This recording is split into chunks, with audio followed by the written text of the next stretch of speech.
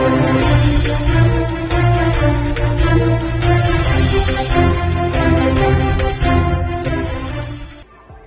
Bhestan police મથક વિસ્તારમાં બાળ કિશોરીની છેડતી કરનાર નરાધમને પોલીસે ગણતરીના સમયમાં ઝડપી પાડી સળિયા પાછળ ધકેલી દીધો હતો. સુરતમાં માસૂમ બાળાઓ સાથે છેડતીના બનાવો વધી રહ્યા હોય તેમ ઉન અલીફ નગરમાં માસૂમ બાળાની છેડતી કરાઈ હતી, જેની જાણ પોલીસને થતા તાત્કાલિક પોલીસે તપાસ હાથ ધરી બાળાની છેડતી કરનાર ઉન અક્ષાનગર ખાતે રહેતા અને સંતા ખાતામાં કામ કરતા નરાધમ નાઝીર અંસારીને ઝડપી પાડ્યો હતો અને સળિયા પાછળ ધકેલી દીધો હતો. ભેસ્તાન પોલીસ સ્ટેશનમાં બે બાળકીઓ સાથે છેડતી કરનાર અને અડપલા કરનાર એક આરોપી વિરુદ્ધમાં ક્રિમિનલ કેસ દાખલ થયેલો છે. BNSની કલમ હેઠળ અને પોક્સો એક્ટની જે સંલગ્ન કલમો હેઠળ ગુનો દાખલ થયેલો છે.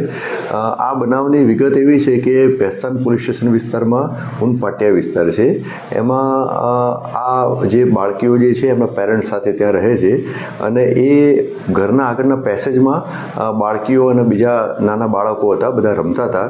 એમાં આ ઈસમ જે છે આરોપી ત્યાં આવી અને આ બાળકીઓ પૈકી 2 બાળકીઓ સાથે છેડતી કરી, શારીરિક અડપલા કર્યા. એ અનુસંધાને આ ક્રિમિનલ કેસ દાખલ થયેલો છે. તપાસ કરતા આરોપી મળી આવેલ છે, પોલીસે ડિટેન કરેલો છે. આરોપીનું નામ છે મોહમ્મદ નાઝીર મોહમ્મદ સગીર અંસારી. એની ઉંમર 26 વર્ષ છે અને એ સનામિલ પાસેના સંચા ખાતામાં નોકરી કરે છે અને આરોપીને ડિટેન પણ કરી લીધેલો છે અને હાલમાં ગુનાની તપાસ ચાલુ છે. આરોપી હતો તો એ સોસાયટીમાં રહેતો હતો એવું કહ્યું?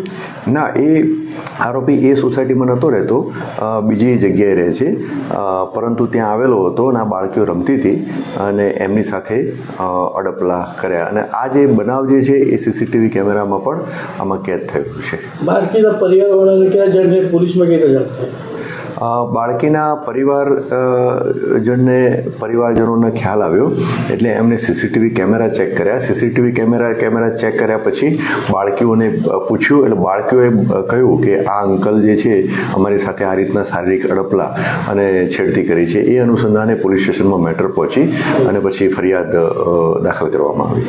અગાઉ કોઈ એમનો આ પકડાયેલા આરોપીનો કોઈ ગુનાહિત ઇતિહાસ? ના, હાલ પ્રારંભિક તબક્કામાં છે તપાસ. હાલ સુધી કોઈ ગુનાહિત ઇતિહાસ જણાઈ આવેલો નથી.